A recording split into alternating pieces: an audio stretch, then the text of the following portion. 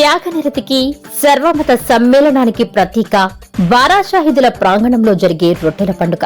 ఈ పండుగ పురస్కరించుకునే ప్రతి ఏడాది మొహరం మాసంలో మొదట బారాషాహిదుల గంధ మహోత్సవం, తరువాత రొట్టెల పండుగ జరుగుతుంది. పేద ధనిక తేడా లేకుండా కులమతాలకు అతీతంగా లక్షల్లో భక్తులు బారాషాహిదుల సన్నిధికి చేరుకుంటారు. అలా చేరే భక్తుల్లో కొందరు తీరని కోరికలు కోరుకునేందుకొస్తారు.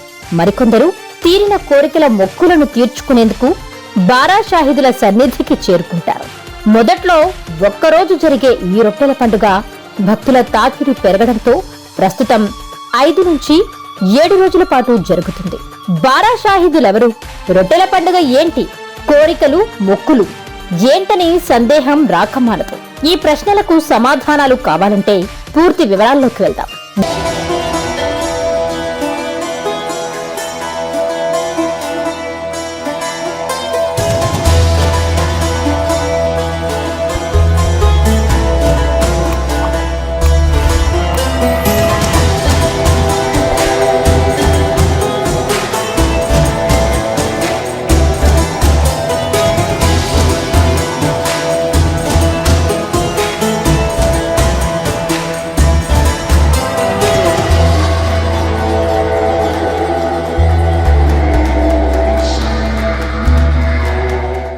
గత 300 ఏళ్ల క్రితం మక్కా నుంచి ఇస్లాం మతం యొక్క ప్రాముఖ్యత, ప్రజల జీవన విధానం గురించి ప్రచారంలో భాగంగా దేశాలు పర్యటిస్తూ భారతదేశానికి చేరుకున్నారు.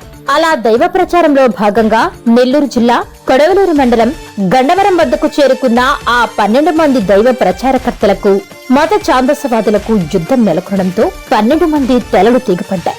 వారి ముండేలతో ప్రయాణించిన గుర్రాలు ఇప్పుడు రొట్టెల పండుగ నిర్వహించబడే చెరువు ప్రాంగణానికి చేరుకుని నిలిచిపోయాయి. దీంతో అక్కడి స్థానికులు ఆ 12 మంది వీరులను అక్కడ సమాధి చేశారు. వారి తలలను గండవరంలో సమాధి చేశారు. పవిత్ర యుద్ధంలో మరణించినందున షాహిదులుగా వారి సంఖ్య 12 కావడంతో బారాషాహిదులుగా ప్రాచుర్యంలోకి వచ్చింది. ఇక కోరికలు తీరడం రొట్టెల పండుగ. ఒకప్పుడు ఆర్కాట్ ప్రాంతాన్ని పాలించే నవాబు సంతానం లేని కారణంగా సతీ సమేతంగా తీర్థయాత్రలు చేస్తూ బారాషాహిదులు కొలువయ్యున్న ప్రాంతంలో ఒక రాత్రి నిద్ర చేయడం జరిగింది. ఆ రాత్రి మహారాణి కలలో బారాషాహిదు దర్శనమిచ్చి వారికి సంతాన ప్రాప్తిని కల్పించారు. దీంతో ఎప్పటి నుండో తీరని వారి కోరిక తీరడంతో ఆర్కాట్ నవాబు దంపతులు బారాషాహిదులకు దర్గాను నిర్మించడంతో పాటు బారాషాహిదులకు గంధ మహోత్సవాన్ని నిర్వహించారు. వారికి తీరిన కోరికను రొట్టె రూపంలో దర్గా ప్రాంగణంలోని చెరువులో వదలడం జరిగింది. ఇక అప్పటి నుంచి రొట్టెల పండుగ ప్రాచుర్యం చెందింది. ఈ యొక్క రొట్టెల పండుగ మొహరం నెలవంక కనిపించిన 10వ రోజున సోందార్ మాలిక్, 11వ రోజున గంధ మహోత్సవం, 12వ రోజున రొట్టెల పండుగ, 13వ రోజు తహలీల్ ఫాతిహాతో బారాషాహిదుల గంధ మహోత్సవం ముగుస్తుంది. అయితే ఈ సంవత్సరం 17వ తేదీన గంధ మహోత్సవం సోందల్ మాలిక్ తో ప్రారంభం కానుంది. అంటే గంధ మహోత్సవానికి ముందు రోజు దర్గాలోని సమాధులన్నింటినీ నీటితో శుభ్రపరిచి పన్నీరు, అత్తర్లు చల్లడంతో పాటు నూతన వస్త్రాలు, పూలతో ఆ అమరవీరుల సమాధులను అలంకరిస్తారు. దీన్నే సోందల్ మాలిక్ అని అంటారు. 2వ రోజు గంధ మహోత్సవం ప్రారంభమవుతుంది.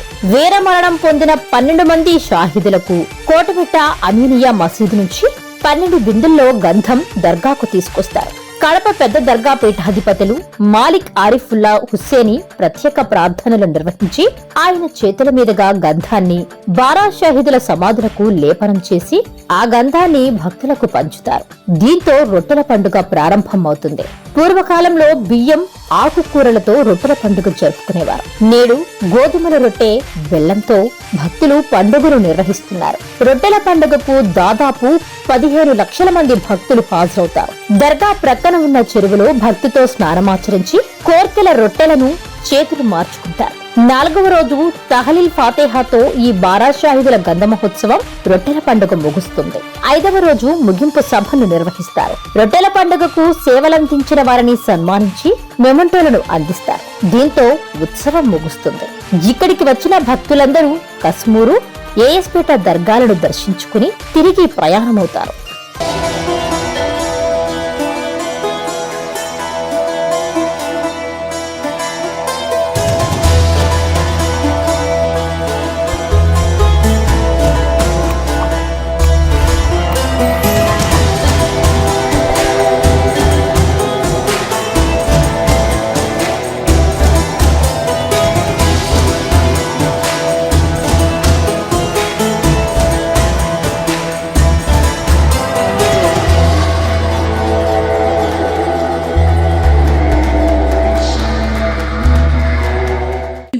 కనుక మీకు నచ్చినట్లయితే లైక్ చేయండి, షేర్ చేయండి, కామెంట్ చేయండి మరియు సబ్స్క్రైబ్ చేయండి.